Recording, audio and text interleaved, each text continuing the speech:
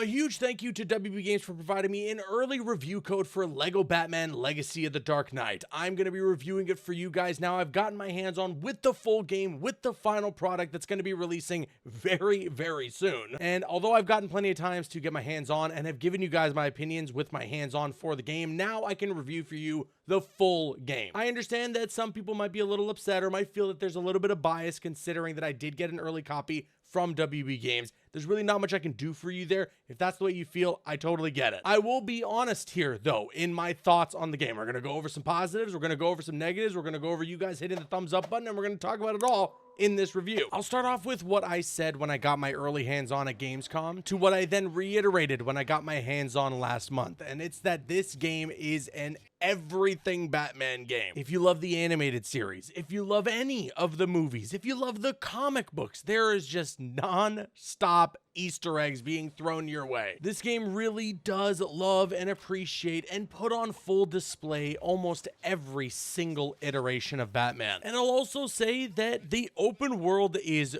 gorgeous, man. This game is a visual triumph. Sometimes I just have to pull up in photo mode and just zoom in on whatever costume I'm wearing or whatever part of the open world I'm roaming around and just admire how good it looks. The game is truly a visual feast, and that's not just admiring it for the fact that it's a LEGO game that pushed those boundaries. It's just as a AAA title, pushing those boundaries visually for any game that's come out this console generation. And you've already heard me sing the praises about the combat in the game, and I'll kind of take some time to do that once again here. Like I said, when I first got my hands on back at Gamescom, I wasn't really sure about if it truly felt like an Arkham game, but with a LEGO skin. Then I played it last month and everything changed for me, and it really, truly felt like free flow combat was back. And now that I've gotten my hands on with the full game, I can reinforce that, yeah, free flow is back in this game, and it feels so good. Bouncing from enemy to enemy is always such a blast. You're utilizing your gadgets mid-combat as well, and then also when you upgrade your skill tree, you're going to unlock all these new abilities that are going to help you with combat and improve your attacks against enemies with shields, the bigger enemies, and so forth. Although nothing beats just a good old-fashioned ping-ponging from one enemy to the other, it is great when you really mix and match all of the different things that this game allows you to do. There are a bunch of different playable characters in this game. We've got Jim Gordon, we've got Catwoman, Batgirl, Robin, Nightwing, and Batman himself, and all of them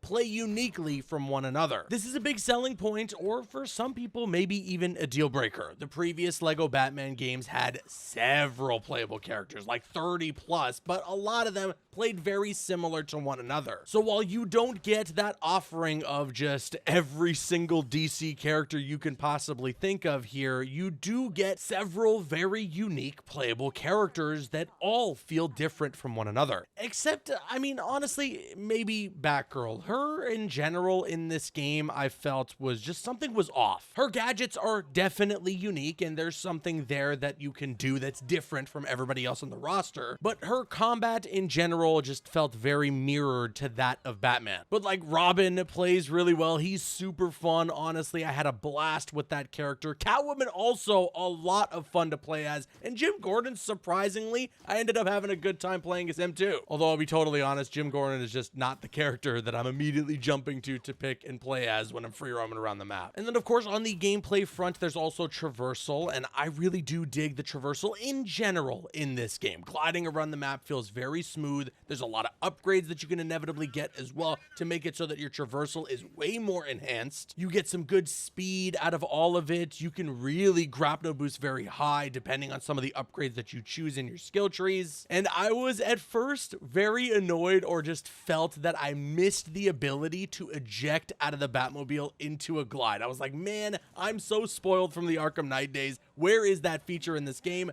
And lo and behold, it is in this game. And I guess that's a good a time as any to jump into the Batmobiles as well, and the vehicles and all of that. I mean, this is just what's so cool about this game. Seeing all of these authentically designed Batmobiles and vehicles in general for all the characters, it's just so cool to free roam around the map in them. And then as well, just to see the tiny little parts and how they are built as a Lego. I mean, hell, some of them I own, and thanks to WB Games, is they actually sent over a bunch of other ones where I could then unlock the gold version of those Batmobiles in the actual game. And it's just so cool. Like, I don't know how else to describe it. It's just awesome roaming around in the Batman the Animated Series Batmobile and then looking behind me and seeing the real life Lego version of that Batmobile. And knowing that it's like a one-to-one translation from what you can actually go out and buy to what's in the game. And with how good the visuals are in this game, it really does feel like I just took that Batmobile I have in real life and just plucked it through the screen,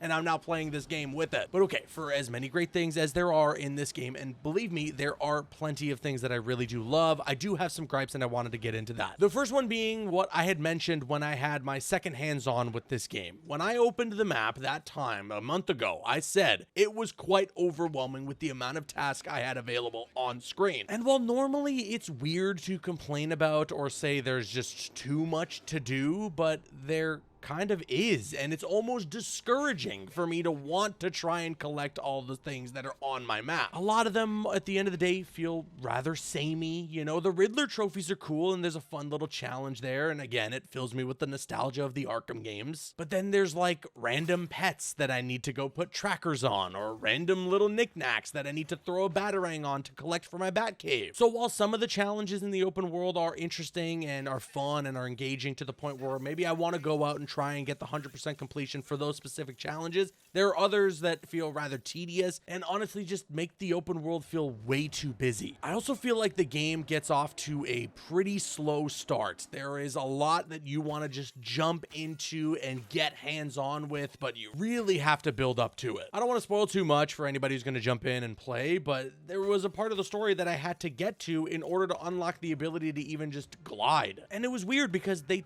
threw me into the open world and allowed me to do a little bit of free roaming, and I thought that gliding was just going to be something that would automatically be available to me. And then there are other sections of the open world that are kind of gated or blocked off until you progress further into the story. I understand that they want you to experience the story because it's fun and, you know, you get to experience all these different eras of Batman and all that, but I just want to free roam sometimes. I mean, I don't want to worry about going through the story mode or playing the next mission in order to go to this other part of the map. And speaking of the story, again, really cool. Love the references in there. Love the way that there are missions and moments throughout the story that are just straight up playing through parts of some of your favorite or maybe not so favorite movies. And there are a lot of great moments in general. I honestly really love a lot of the section that they have in the game with Robin and the introduction to that character. I thought that was all fantastic. I also think a lot of the parts there with Catwoman are great too. But then weirdly, once it gets to Batgirl, everything feels really rushed. Even just to the point of how she becomes a playable character to me was just like,